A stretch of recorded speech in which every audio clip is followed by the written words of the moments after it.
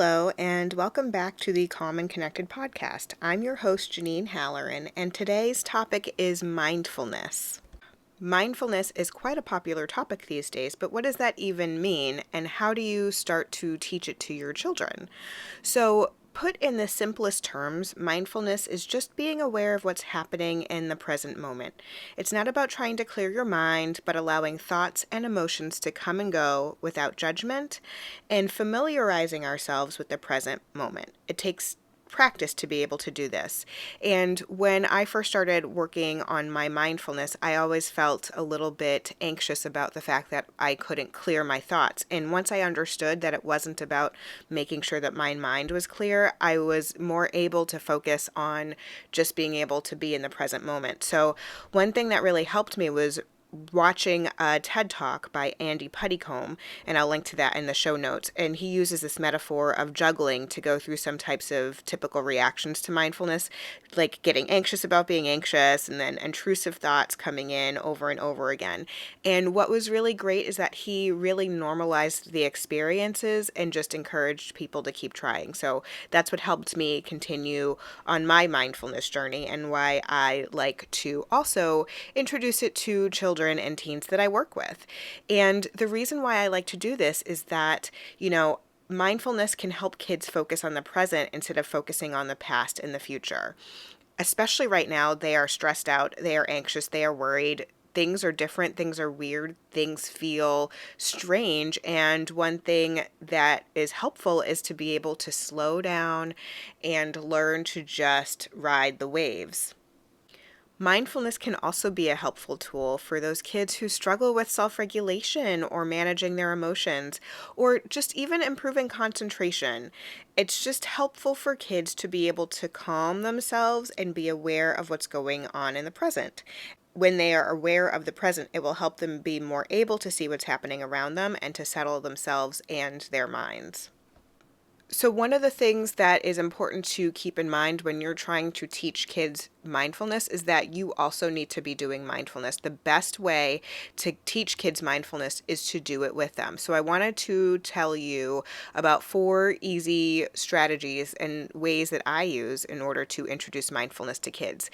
Now, typically when in all the research that I've done and read, the mindfulness experts pretty much say that you should start mindfulness probably around 5 years old. That's when kids are really able to really start utilizing those skills. So just keep this in mind as you're working with kids. The first strategy that I always use with kids is a calming jar. So a really simple calming jar that you can make includes glitter glue and warm water and even some sequins. And so what you do is you shake up the jar and you have kids pay attention, watch the jar, and watch the glitter settle to the ground. And as the glitter is settling to the ground, you want them to also start to settle their minds as well. Teachers have used this as a transitional activity coming into the classroom after recess or at the end of the day, before lunch, just as a transitional activity to help kids get settled and get ready to learn or ready to transition to the next piece of what they need to do for the day. I have a YouTube video that shows a calming jar in action and shows how I quickly make a calming jar, so I'll link to that in the show notes for you as well. The next way I like to introduce mindfulness is to think about using your spidey senses. Have kids think about really paying close attention to objects.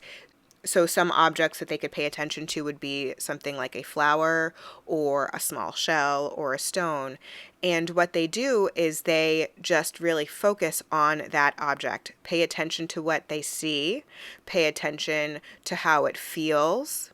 Keep looking and seeing if they notice anything new or different about the shell or the flower as time goes on. This is actually an activity my son did in first grade. He used a flower, and it was really interesting to see what he noticed over time, the different details that he was able to pick up because he was paying attention and present in the moment and focused on that flower. One of my favorite ways to practice mindfulness, and the way that I was introduced to mindfulness, is using food. So The way that I first started using mindfulness included using a blackberry and using a piece of chocolate. And I very much enjoyed it, first of all, because I really do love blackberries and I love chocolate. But it was really interesting to actually pay attention and notice before I started eating, noticing and thinking about where the blackberry grew and imagining it in the sun, noticing the different bumps on the blackberry. And then when I had it in my mouth, noticing the mouthfeel of it. When you slow down and eat a blackberry, it sort of has it pops a little bit. It's a very interesting sensation. And anytime I eat blackberries now, I really pay attention and I notice that. Another thing that I've used is chocolate, and I really very much enjoy a very good piece of chocolate all the time. And there's something about pausing and taking a moment and really savoring each bite of the chocolate. It really helps you appreciate the different flavors that go into it, and it can be a fun activity that you do. I've done this with students and clients in therapy, and it's been really fun to be able to enjoy a piece of chocolate together and talk about our experiences of just, what did you notice about this flavor? Did you like this? What did you not like? What are your thoughts on all of this? It's just really interesting to talk through the experience of eating something in a mindful way. The last way that I like to introduce mindfulness to kids, especially younger ones, is using the Mindful Minutes app, and it's created by Oops Yay. And I love this app because it is just 1 minute. So you pick a scene and you put your thumb on the screen and you watch the screen change, and it's really engaging and pretty but simple at the same time. And it's just a great way for kids to focus for just 1 minute on something. When I give day-long presentations, I like to show screenshots of this app because I think it is so soothing and calming and relaxing. So those 4 ways, using a calming jar, using your spidey senses, eating mindfully, and using the Mindful Minutes app are the ways that I really like to introduce mindfulness to kids.